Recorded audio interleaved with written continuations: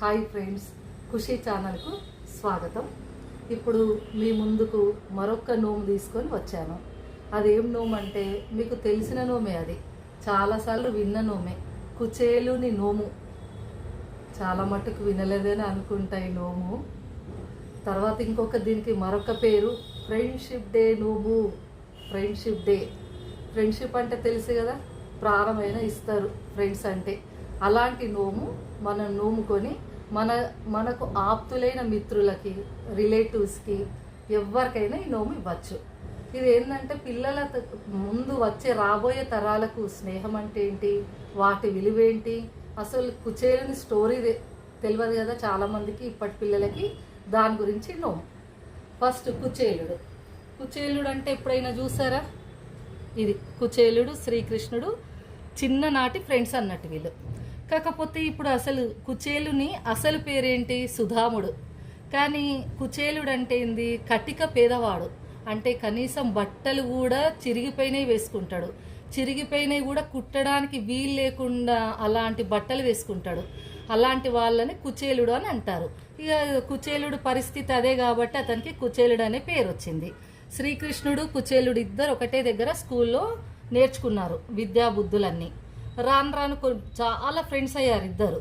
తర్వాత కొన్ని రోజుల తర్వాత స్కూల్ అభ్యాసం ముగిసిన తర్వాత శ్రీకృష్ణుడు ద్వారకు వచ్చాడు, కుచేలుడు వారి ఇంటికి వెళ్ళిపోయారు.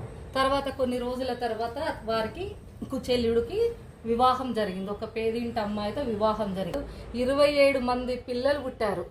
27 మంది పిల్లలు పుడితే అంతమందిని పోషించడం చేయడం అంటే చాలా కష్టమవుతుంది కదా. కష్టాలు అనుభవిస్తాడు కుచేలుడు. చాలా కష్టాలు అనుభవిస్తుండగా ఒకరోజు ఏమంటదంటే తన భార్య, మీ చిన్ననాటి స్నేహితుడైన శ్రీకృష్ణుడు ఉన్నాడు కదా, అతనికి మనము మన కష్టాలు చెప్పుకుంటే ఏదైనా ఉపయోగం ఉంటుంది కదా, మరి వెళ్ళి రారాదు అని అంటే, సరే కుచేలుడు ఏం చేస్తాడంటే వెళ్తాడు శ్రీకృష్ణుడు మందిరానికి వెళ్తాడు. చాలా దూరం నడుచుకుంటూ వెళ్తాడు. కానీ కుచేలుడు ధనానికి పేదవాడే కానీ గుణానికి పేదవాడు కాదు.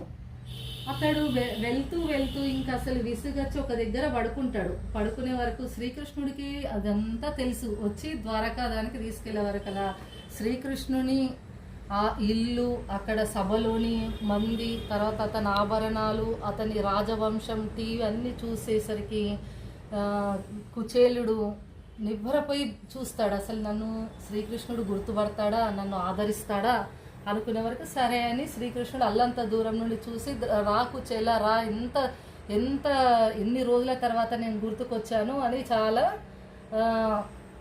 చాలా దగ్గర తీసుకొని ఆత్మీయంగా కౌగలించుకొని, చాలా చిన్ననాటి స్నేహితులు అవన్నీ ముచ్చట్లు తీసుకొని చివరికి ఏంటంటే, నా కోసం ఏం తీసుకొచ్చావనంటే కుచేలుడు ఏంది, అతని దగ్గర ఉన్న ఇంట్లో ముక్కిపోయిన అటుకుల మూటను తీసుకొచ్చి ఇస్తే ఆ ముక్కిపోయిన అటుకులను కూడా శ్రీకృష్ణుడు ఆప్యాయంగా తినసాగాడు. సరే, ఇప్పుడు ఇదంతా అసలు కుచేలుని స్టోరీ, దీని సారాంశం ఏమిటంటే, అసలు మనం నిజ జీవితంలో మంచి ఫ్రెండ్స్ని సంపాదించుకోవాలి. శ్రీకృష్ణుడు అంతటి ఫ్రెండ్స్ని మనం సంపాదించుకోవాలి. కుచేలుడు పేదవాడు అయినప్పటికీ తిరిగి ఇంటికి వెళ్ళేసరికి కుచేలుడి ఇల్లు ఐశ్వర్యాలతో నిండి ఉంటుంది. తన భార్య, పిల్లలు ఆనందంగా ఎదురు వస్తారు. అంటే శ్రీకృష్ణుడు కుచేలుడు దారిద్ర్యాన్ని చూసి అతనికి ఫలితాన్ని ఇచ్చాడు.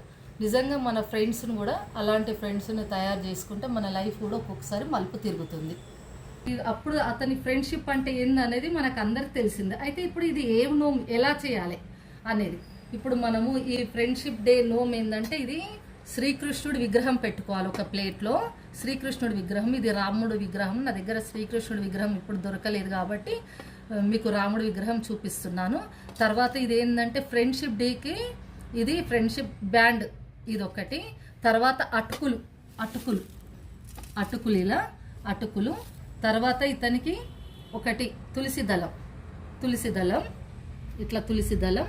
తర్వాత ఏంటి, భగవద్గీత బుక్.